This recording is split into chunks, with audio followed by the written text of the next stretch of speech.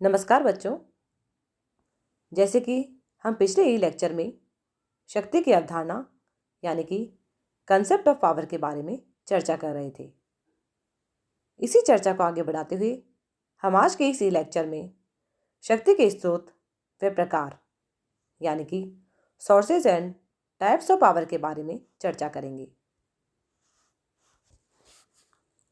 शक्ति के स्रोत यानी कि सोर्सेज ऑफ पावर। शक्ति का अर्थ स्पष्टता के साथ समझने के लिए शक्ति के स्रोतों का अध्ययन किया जाता है। वस्तुतः शक्ति अन्य स्रोतों से उत्पन्न होकर विभिन्न रूप में अपने आप को प्रकट करती है। नेपोलियन, हिटलर और गांधी ये सभी शक्तिशाली थे, लेकिन इनकी शक्ति के स्रोतों में भेद था।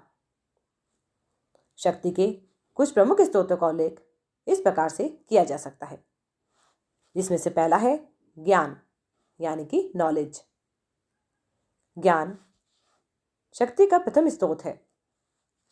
ज्ञान अपने साधारण अर्थ में व्यक्ति को अपने लक्ष्यों को प्रबंधित करने और मिलाने की योग्यता प्रदान करता है।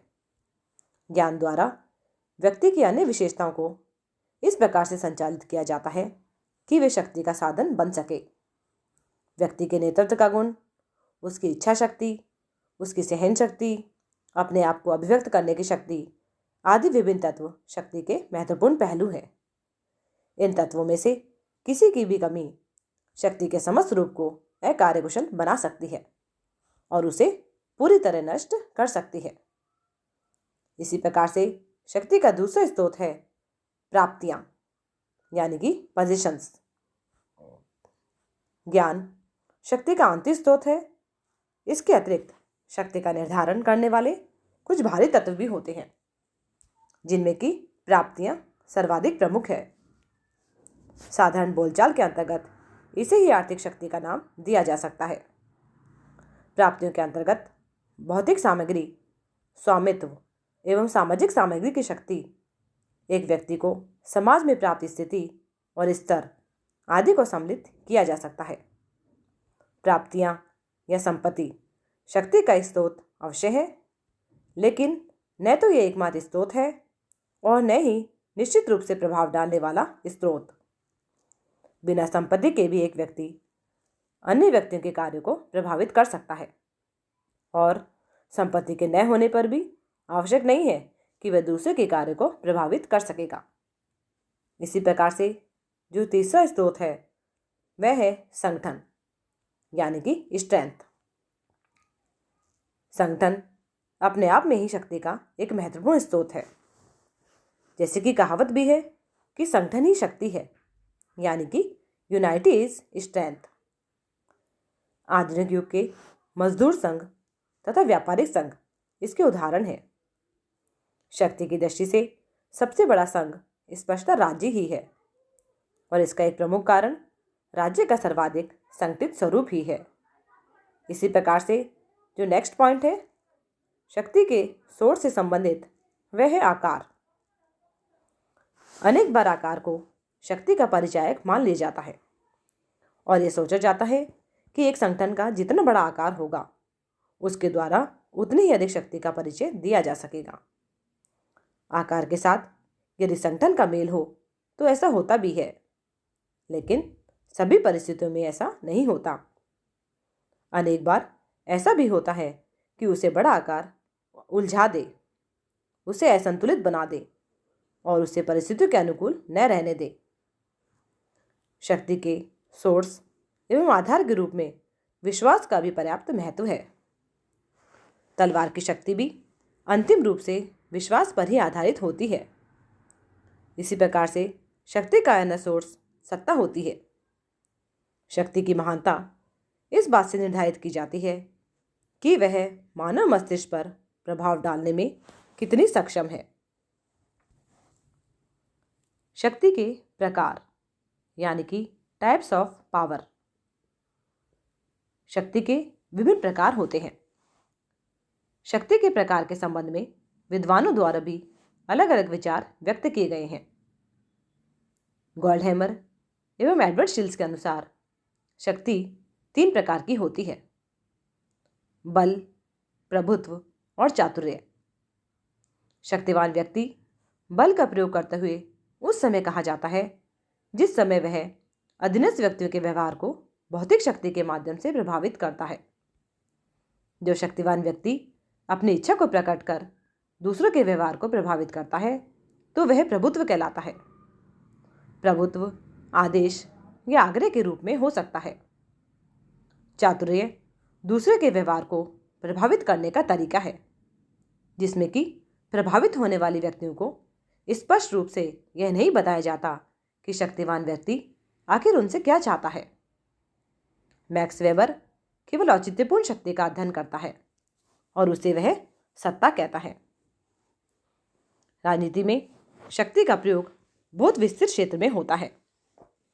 राजनीतिक शक्ति 3 रूपों में अभिव्यक्त होती है, जिसमें से पहला है शारीरिक शक्ति, यानी कि फिजिकल पावर। प्रत्येक राष्ट्र की सरकार राजनीतिक शक्ति का प्रयोग करती है, किंतु वह ऐसा इसलिए कर पाती है क्योंकि सेना राजनीतिक सत्ता के अधीनस्थ होती है। जब जब सेना की अधीनस्थ स्थिति का अंत होता है तब तब राजनीतिक शक्ति सैनिक नेतृत्व के हाथों में चली जाती है। जिन देशों में लोकतांत्रिक परंपरा का अभाव पाया जाता है और लोकमत की अवज्ञा होती है, वहाँ सैनिक शासक सेना के बल पर शासन करते रहते हैं और आए दिन सैनिक क्रांतियाँ होती रहती हैं। इसी प्रकार से जो शक्ति का दूसरा प्रकार है वह है मनोवैज्ञानिक शक्ति, यानी कि साइकोलॉजिकल पावर।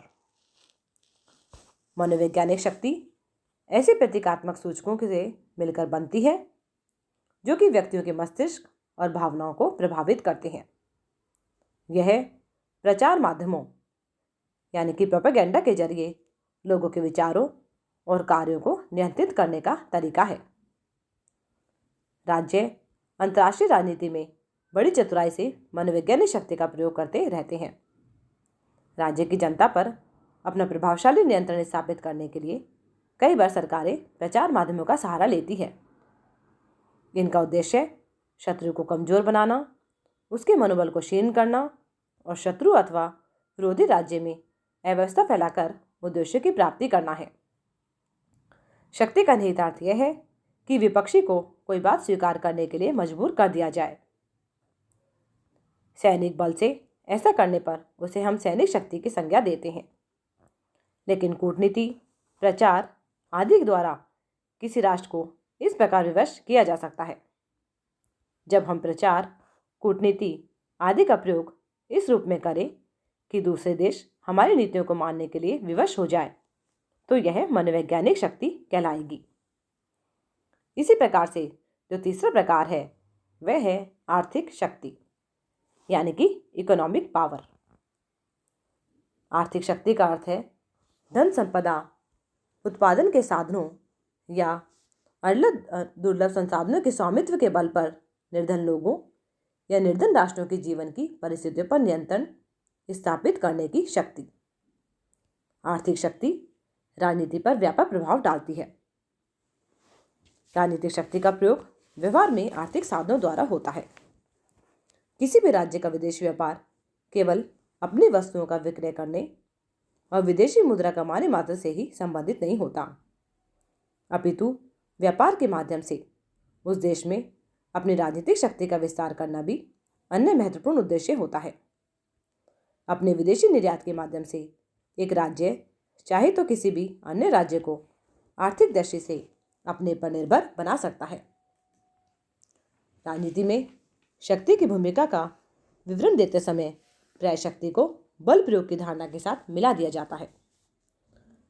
आधुनिक राजनीति चिंतन के अंतर्गत निकालो मैकियावेली और थॉमस हॉब्स के जमाने से लेकर 20वीं शताब्दी के अनुभवमूलक सिद्धांतकारों तक शक्ति की संकल्पना ऐसी क्षमता के रूप में की गई है कि मनुष्य दूसरों से उनकी इच्छा के विरुद्ध आज्ञा पालन कैसे करा सकते हैं। परंतु फिर यह अनुभव किया गया कि यदि दूसरों से आज्ञा पालन कराने के लिए उनकी सहमति भी प्राप्त कर ली जाए तो शक्ति की भूमिका सबसे प्रभावशाली सिद्ध होती है। सहमति प्राप्त करने का सर्वोत्तम उपाय वैधता है। इस प्रकार से शक्ति के उपयुक्त प्रयोग के लिए केवल यह देखना पर्याप्त नहीं है कि इसके लिए प्रभावित पक्ष की सहमति प्राप्त कर ली गई है। इसके लिए यह देखना जरूरी है कि प्रभावित पक्ष की सहमति उपयुक्त शिक्षा, खुली चर्चा और तर्कसंगत सिद्धांतों पर आधारित हो। कोरे रीति रिवाज, उपदेश, अंधविश्वास या तर्क शून्य धार्मिक आस्था पर आधारित ना हो। इस प्रकार से आज के इस लेक्चर में इतना ही। नेक्स्ट लेक्चर के अंतर्गत हम इसी अवधारणा पर आगे चर्चा करेंगे। धन्यवाद।